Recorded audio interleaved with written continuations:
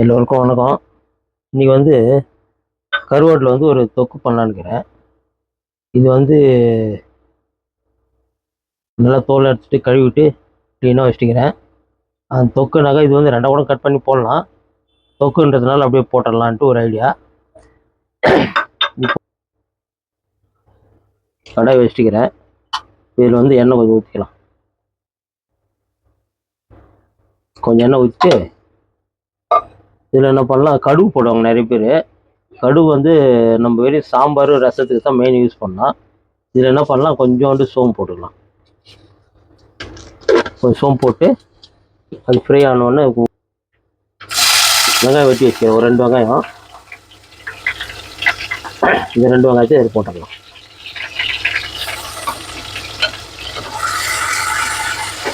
இது வந்து மசாலா வந்து ஜாஸ்தி இல்லை, ஒரு 2 பச்சை மிளகா போடுறதுக்கு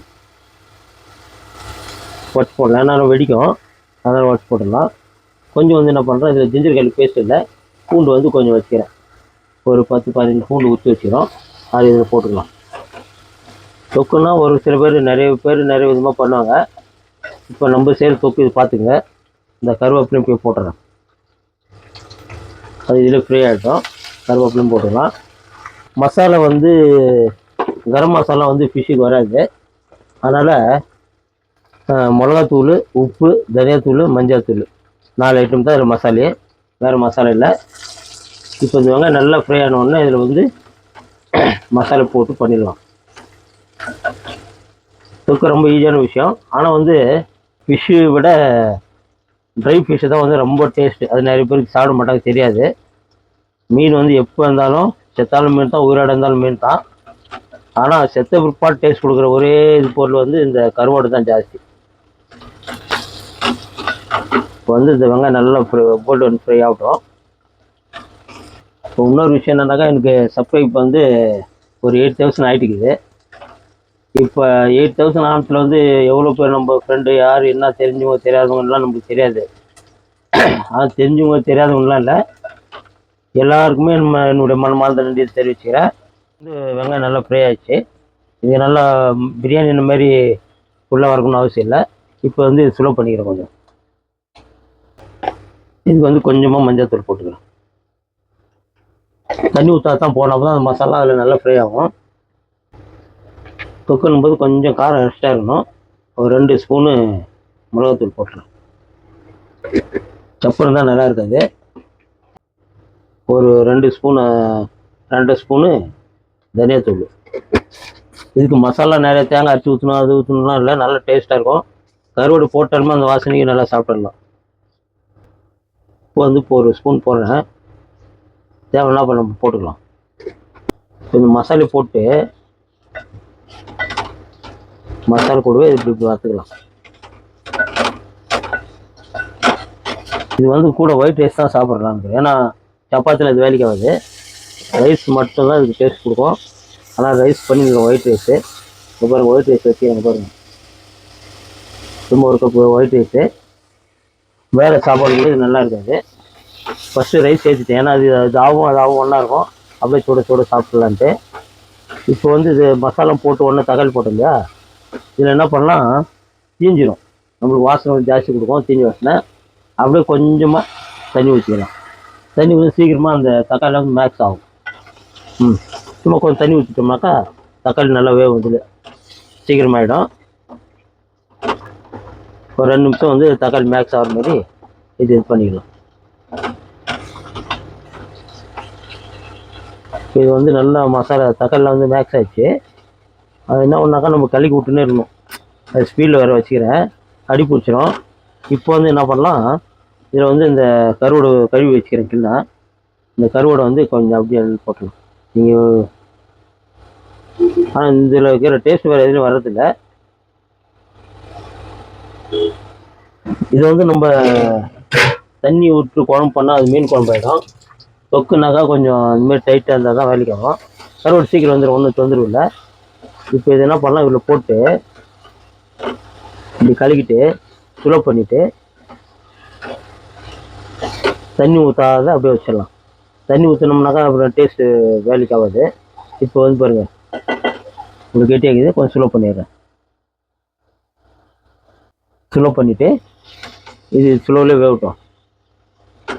மூடி போட்டோம்னாக்கா வந்து தண்ணி விடும். கருவாடு சீக்கிரம் வந்துன்னா கருவாடு மீன் குழம்பு எப்படி அப்படி தான் கருவாடும். இப்போ இதில் வந்து என்ன பண்ணிடலாம், மூடி போட்டு வச்சிடலாம்.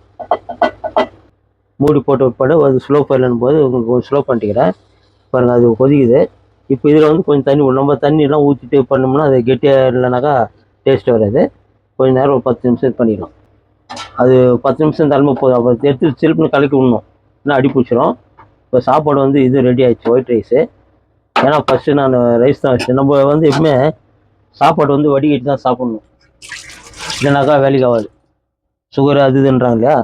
சாப்பாடு ரெடி ஆகிடுச்சு, நான் வடிகட்டிக்கிறேன். ஏன்னா ஸ்லோ பண்ணிட்டு நம்ம மூடி போட்டு வச்சோம்னாக்கா அது கொஞ்சம் தண்ணி விடும். தண்ணி ஜாஸ்தி ஊற்றணுமா அது குழம்பாயிடும்.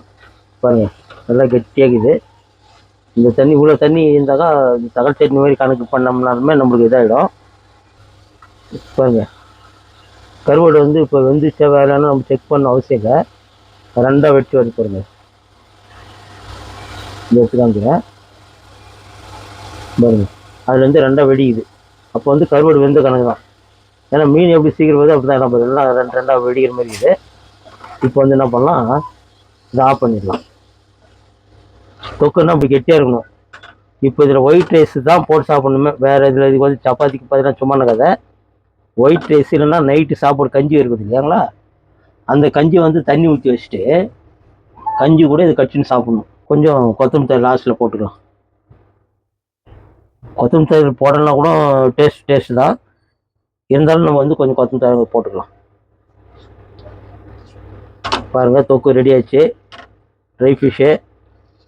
இந்த டேஸ்ட் வந்து உலகத்தில் வேறு எந்த இதுலேயும் வராது. கருவாட்டில் இருக்கிற டேஸ்ட்டு வேறு எந்த ஒரு நான்வெஜ்லையும் வராது.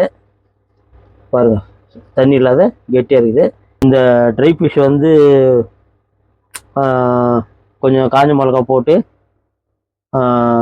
அப்படியே போட்டு ஃப்ரை பண்ணிவிட்டு அப்படியே ட்ரையாக சாப்பிட்லாம். ஆனால் இது வந்து ஒயிட் ரைஸ் கூட சாப்பிட்டு இந்த மசாலா இருந்தால் தான் நல்லாயிருக்கும். இப்போ ஒயிட் ரைஸ் போட்டுறேன் நான் எதுக்கும், ஏன்னா உங்களுக்கு அப்புறம் அதெல்லாம் சொல்லியிருந்தா டைம் ஆகும். ஆனால் அவன் ரொம்ப பேசுகிறான்றாங்க வேறு கொஞ்சம் பேர். ஒயிட் ரைஸ் வந்து கொஞ்சம் போட்டுக்கலாம். ஆனால் வடிகட்டி தான் சாப்பிடணும் ஒயிட் ரைஸு. நிறைய பேர் குக்கரில் யூஸ் பண்ணுறாங்க, அது வந்து சுகருக்கு அதுக்கு இதுவுமே ரொம்ப ப்ராப்ளம். இந்தமாதிரி வச்சோம்னா அப்புறம் பல்ல இருக்கும். இப்போ தான் வச்சேன். இப்போ என்ன பண்ணலாம், என்ன சொல்கிறதுக்கு எனக்கே நாக்கில் தண்ணி வர மாதிரி இருக்குது.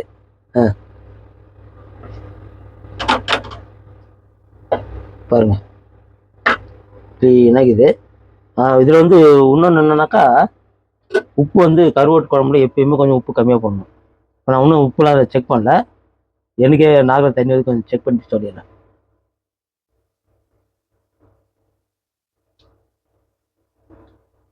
நான் தான் செய்யறேன், எனக்கே டவுட் ஆகுது. நீங்கள் ட்ரை பண்ணுங்க. இந்தமாரி வெறும் ஒயிட் ரைஸ் தான், சப்பாத்திலாம் அது வேலைக்கு ஆகுது. அப்படி ஒயிட் ரைஸ் வந்து கஞ்சி வச்சுட்டு அது கூட சாப்பிட்டா கூட நல்லாயிருக்கும். இது எனக்கு உங்ககிட்ட பேச டைம் ஏன்னா அது சாப்பிட்டு கல் பண்ணலான்னு தோணுது. சூப்பராக நீங்களும் ட்ரை பண்ணுங்கள். வணக்கம், பாய் பாய்.